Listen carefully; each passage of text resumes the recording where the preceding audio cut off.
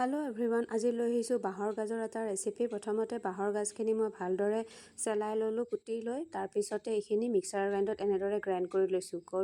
তাৰপিছতে মই কেইটামান ভাঙন মাছ ল'লোঁ আৰু ভাঙন মাছকেইটা ভালদৰে ধুই ল'লোঁ আৰু এতিয়া ফ্ৰাই কৰি ল'লোঁ তেলত। ফ্ৰাই কৰা হোৱাৰ পিছত ভাঙন মাছখিনি আপোনালোকে দেখিছে এনেদৰে হাফ ফ্ৰাই কৰিব লাগিব। আৰু তাৰপিছতে কেঁচা জলকীয়া, পিঁয়াজ, নহৰু বটা, ধনিয়া গুড়ি, জিৰা গুড়ি, হালধি গুড়ি, জলকীয়া গুড়ি আৰু এটা নেমু লৈছোঁ আৰু কেৰাহী এখন পাতি দিছোঁ। অলপমান ৰিফাইন তেল দিছোঁ, আপোনালোকে মিঠাতেলো ইউজ কৰিব পাৰে। ৰিফাইনখিনি গৰম হোৱাৰ পিছতে তাতে মই কটা পিঁয়াজখিনি দি দিলোঁ আৰু পিঁয়াজখিনি ভাজি ল'লোঁ। ভাজি লোৱাৰ পিছত তাতে মই একেলগে থৈ দিয়া মছলাখিনি গোটেইখিনি আটাখিনি দি দিলোঁ আৰু মছলাখিনি দি অলপমান একাপ পানী দি দিলোঁ। পানী দি ভালদৰে লৰাই ল'লোঁ আৰু সেইখিনি অলপমান উতল আহিব দিলোঁ। যেতিয়া অলপ উতল আহিছে তেতিয়া মই বাঁহৰ গাজখিনি দি দিছোঁ। বাঁহৰ গাজখিনি দি ভালকৈ লৰাই দিছোঁ আৰু সেইখিনিতে মছলাখিনিত মই একেলগে নিমখো দিছিলোঁ। নিমখটো আপোনালোকে আন্দাজমতে দিব পাৰে। ঢাকন মাৰি দিলোঁ, ঢাকন মাৰি দি সিজিব দিলোঁ।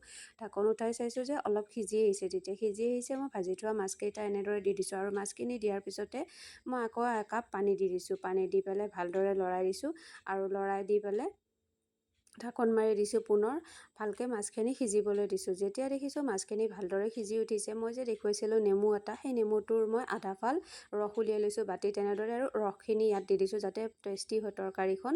তাৰপিছতে এইখিনি ভালকৈ লৰাই ল'লোঁ আৰু ভালদৰে লৰাই লোৱাৰ পিছত যেতিয়া গৰম হৈ আহিছে, উতলি আহিছে ভালদৰে, তেতিয়া বাঁহৰ গাজৰ মাছেৰে বনোৱা আঞ্জাখন ৰেডি হৈ গৈছে। বহুত সোৱাদ আৰু টেষ্টি আৰু আপোনালোকেও ঘৰত বনাব পাৰে। বহুত সহজ হয়, বেছি মছলা নিদিয়াকৈ কম মছলাতে বনোৱা বাঁহৰ গাজৰ ৰেচিপি।